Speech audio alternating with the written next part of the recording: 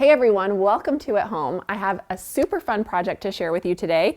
It's the holiday season and I think it's the perfect time to make some little handmade gifts. So I have a couple of ornament ideas as well as some little mug rugs using our English paper piecing beginner kit. So let me show you how to make them.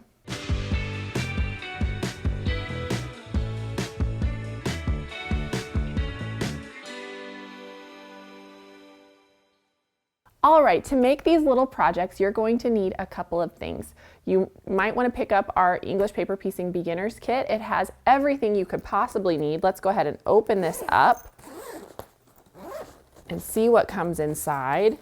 You get a little beginner's guide with all kinds of instructions and inspiration, and you also get these little organization kits to keep track of all of the different paper shapes. You get scissors, a needle minder, threader and needles, as well as a little glue stick to stitch everything together, your thread, and this one comes with a tote bag which you can add your EPP to, as well as a little rotating mat that makes gluing all of your shapes super easy. But if you don't need the whole kit, you can also buy the papers individually. We do sell those separately.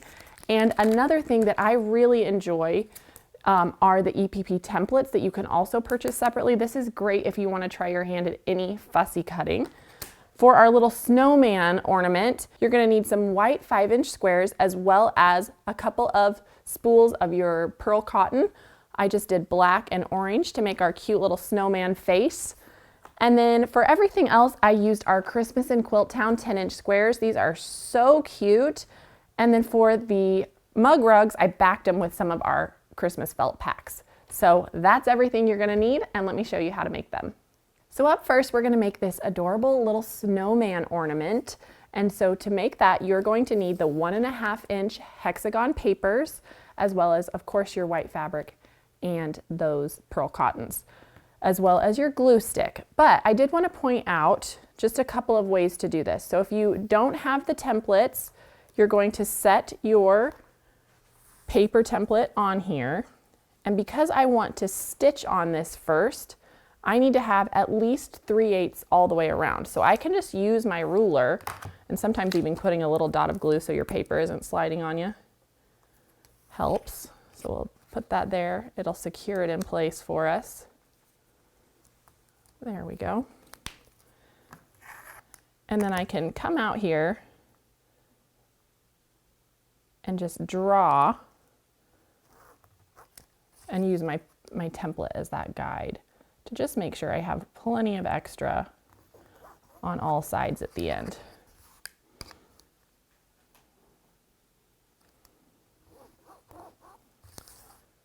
But the easier way, in my opinion, is to go ahead and just use the EPP template. It has the seam allowance already built in for you. And so I'm just going to trace around this now. And I do like to kind of center it up because I'm going to go ahead and put this in a little hoop to do that little bit of embroidery. And so there you go. There's my hexagon shape. And then I just am going to eyeball and draw a little face here. So here's my eyes and a little carrot nose, and then a few dots for the mouth. So just however you want, just feel free to play with it, give them different expressions. And so then once you have that done, then I just put it in the hoop and I did some very basic little embroidery stitches, just some French knots and a little bit of satin stitch to do the nose. And now our little face is done. And so now I can pop this out of my hoop. I'm going to give it just a little press so I don't have to fight with it.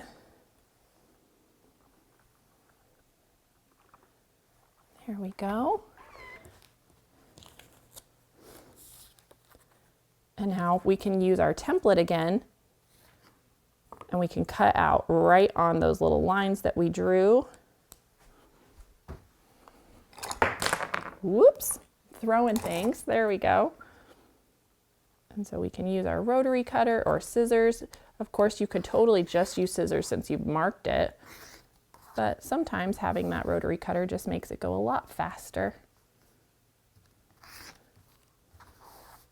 And last few little sides here.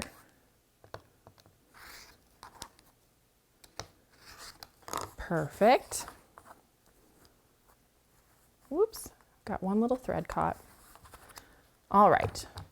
So then once we've cut out our little face, then we'll come back and we'll use our paper, and then I'm going to glue and wrap this excess fabric all the way around. So let me bring it over here, make sure you guys can see what I'm working on. So I'm again just going to kind of center this up, and I'll start by just doing a thin little bit of glue along that edge and rolling it back. And then we'll just continue all the way around our shape, rolling that back. I'm keeping the glue away from the outside edge where I'll be stitching. I'm just putting enough on there to grab hold of that fabric and hold it in place for me, because I don't really want to fight with it later. There we go, and our last one. So cute, look at that. I love it. Okay, so here's our adorable little face. And so to make the full snowman like I did here, you just continue in that same way. I just did 3 little dots for the buttons down his belly, but I think on this one, I'll just do his face. So to do that, I'll have a matching white hexagon that I've gone ahead and stitched together. And now I'm just going to whip stitch all the way around this, leaving the top open so that I can slide that ribbon or tie to use for hanging this on the tree at the very end. So I'll start at this point and come all the way around, and then we'll stop here and add our ribbon. So typically when we're doing EPP for quilting, we will then go and remove these papers. Because I want this to be an ornament and have a little bit more stability, I'm actually going to leave the papers in. So I'm not going to take those out. Don't have to worry about it. But I am going to start my thread on the inside here. So I'm just going to slip this up through here and come out at the point. There we go. And that will kind of hide my knot on the inside. Then I'll place these wrong sides together. And then you can either just use a simple whip stitch along the very outer edge or a ladder stitch. The ladder stitch will give you a little bit more of an invisible look, but I think since I'm using white thread on these little white backgrounds, I can just whip stitch my way around. And I just like to keep my stitches close together, just like so. And so that's what I'm going to do. I'm just going to keep stitching straight down here, move that out of my way. Just catching the top little edge of my fabric with my needle on both sides there and pulling it through. And so we'll just keep doing this all the way around until I have just this top side open. So I'll meet you back here when that's done. All right, we have just a few more stitches here. And we're to our last little opening. There we go. When I get to those corners, I always do like a kind of a double stitch just to secure it right there in place. And now I just have this top side that's open, and so we can add our little ribbon to that. So I just grabbed some ribbon that I had lying around the house. If I was gonna go out and buy it, I'd probably get 1/4 inch instead of 1/2 inch, but this is what I had. And so you'll want about 12 inches. I just kind of eyeball it. Give that a cut. And then we'll put a little knot in this here at the end, just to make sure that it's nice and secure.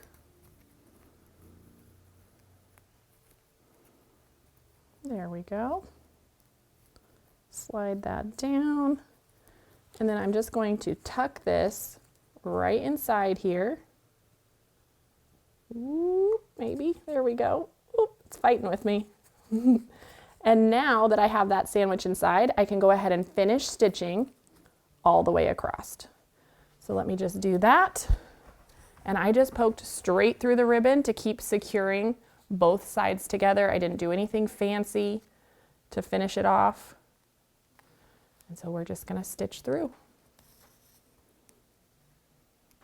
So I'm just kind of moving my ribbon out of the way and I'm going in one side, flipping it over and making sure I'm coming out on the other side of my square, or my hexagon, excuse me, and then poking through, flipping it over, making sure I'm all the way through. And then once I'm past that ribbon, I can go back with my regular old whip stitch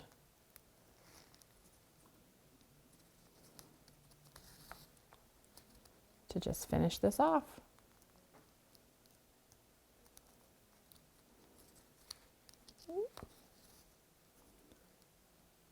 Go a couple more here.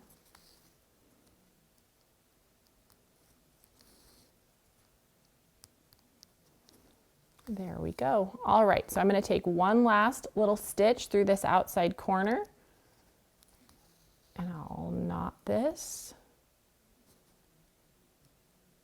Ooh, pulled my thread a little too far. There we go. And once more, just to make sure it's not going to come loose on me later. Ooh, I caught my ribbon, of course. So we'll just loop through that. And then what I like to do to kind of hide this tail is I'm just going to press my needle down into here and poke it back through. And then I'll pull this out, and then I'll get my little scissors, snip that off. And then now my tail is all hidden and my cute little snowman ornament is complete. And so let me show you how to make the star next. All right, so up next we're going to make this adorable little three-dimensional star, which I think turned out so cute. And so to do that, you're going to need 18 of the little 1.5-inch diamond papers. And again, if you want to play with fussy cutting, which I did on these ones, look how cute they are. So adorable. Then the little template is your friend because you can center it up. Let me show you here. I have this little bit of scrap fabric left. You can just pick whichever little thing you want to be your feature. Let's do this wreath, for example. And then I can use the lines on here to center it up exactly where I want it. And then we'll just cut it out.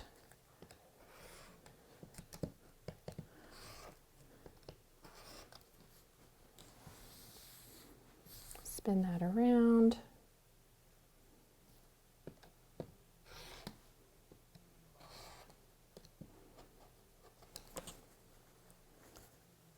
There it is, so cute. So there's our little wreath now. And when we take our papers and glue this around, so we'll just run a little dab of glue along that side. And one thing that you might notice is with the diamonds, you typically have an overhang, but I like to kind of tuck them out of the way. So let me actually show you this because it works if you do this little tip first and fold this in. And then when you come back and place the sides, it just kind of miters that top point for you. And then you don't have to fight with it later when we go to stitch these together. And if I don't do that, I'll show you on this side what that looks like.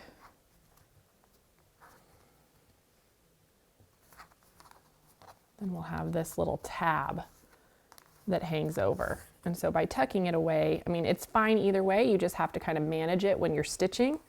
But by folding it down first, we get a cleaner point, which is nice. So I'm gonna go ahead and fix that now. Glue that little top piece down first, and then bring these back in.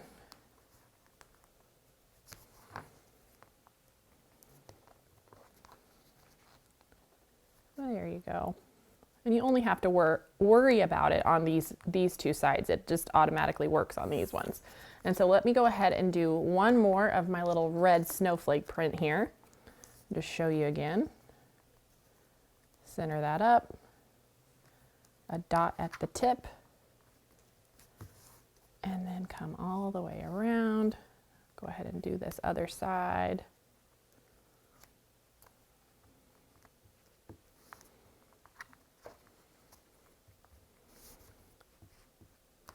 And I like to sit and glue a whole bunch and have those ready. And then I come back and I start my stitching because it's just really nice to have all of this ready to sew and take the time to do it first. There we go. All right. So then once you have all of your shapes glued, the next step is to start stitching them together into stars. And so to do that, you're just going to take 2 to begin with, and I like to start on this outer edge, move all the way to my tip, and then once I have that sewn, I don't cut my thread, I leave it attached, but then I can open it up and pivot and add this third side. And so then you end up stitching 3 together before you have to cut your thread, which works really nicely. And then you stitch your sets of 3 together until you have a completed star like you see here. And so I went ahead and made 2 of those. And remember, these are sewn together exactly the same way I've shown you. Just a simple whip stitch or ladder stitch is going to secure it. And so then now I'm going to use these little red snowflakes to do these kind of setting diamonds that makes our star 3-dimensional. And so to do that, you're going to need 6 of whatever contrasting color you've chosen that are already glued, and I'm actually going to give this a press in half. So I'm folding through the paper and I'm folding it right sides together on the fabric. And this is what's going to allow our star to kind of keep its shape. We'll just do a few of these. And then now I can take this and I'm going to start by stitching one side here. Let me get my needle. Make sure I've knotted it. Yep.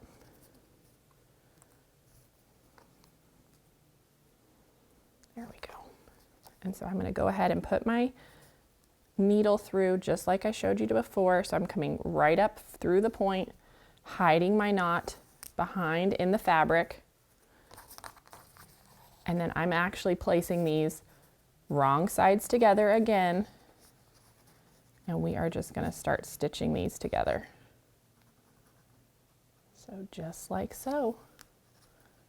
And I, again, always take a couple stitches right next to each other to start to just really secure those points. There we go. And then we'll just stay grabbing just that top little edge of fabric. And as you do more and more of these, you really get the hang of just getting that little sliver and not the paper. And so I'm going to stitch down here until I get to this inside point. And then I'll meet you back here when I have that done to show you how I maneuver these little shapes and make my way around. Okay, so I have made my way down this first little side. And so now I'm just going to pivot, and you kind of have to just bend those papers to go where you want them to go. And you don't have to worry about it. Just make them line up. And sometimes it's handy if you have a little clip, like a binding clip. I'll just go ahead and place this on the opposite side so I don't have to work so hard with my hand. And then I'll just keep stitching all the way down, just in that same way. And it really is just as easy as that. You're just going to keep making your way through. And I go ahead and I attach my red diamonds all the way around on one side. And then I come back and add the other star side to it. And it just makes it so it goes continuous and I have to cut my thread way less. So that was a time saver for me. But it comes together so fast and so cute. And because you've left the papers in there, it gives us this nice stability. And then just like we did on the snowman, I just waited until the very end of my point here and added that little tie to the top so that I could hang it from the tree. I think it turned out really nice. And then the last couple of ideas I have for you are these little mug rugs. And so this one is made using a hexagon in the center with 6 of your little teardrop shapes going all the way around it.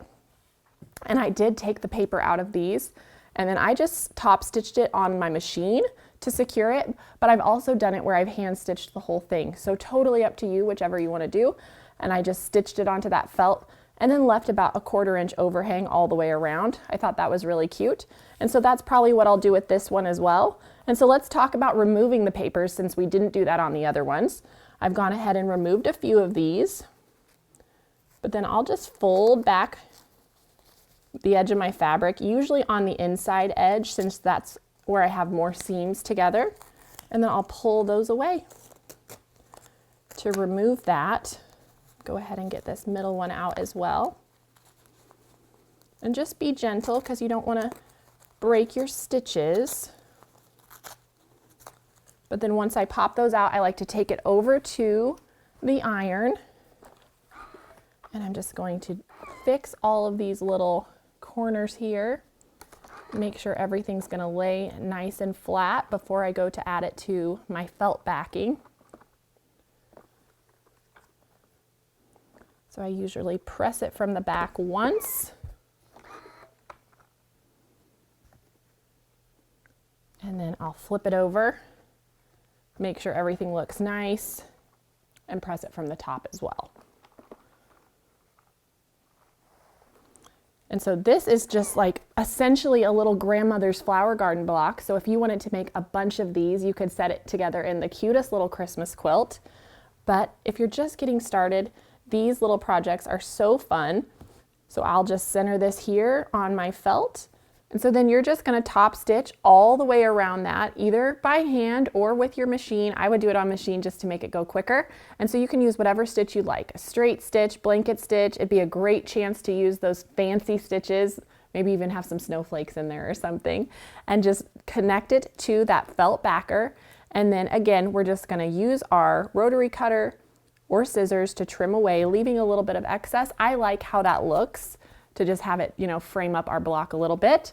And so that is really it. It's as easy as that. I hope you guys enjoyed this little bit of inspiration to make our fun little Christmas mug rugs and ornaments. So give them a try, play with English paper piecing. I think you'll really enjoy slowing down and enjoying the season while you stitch.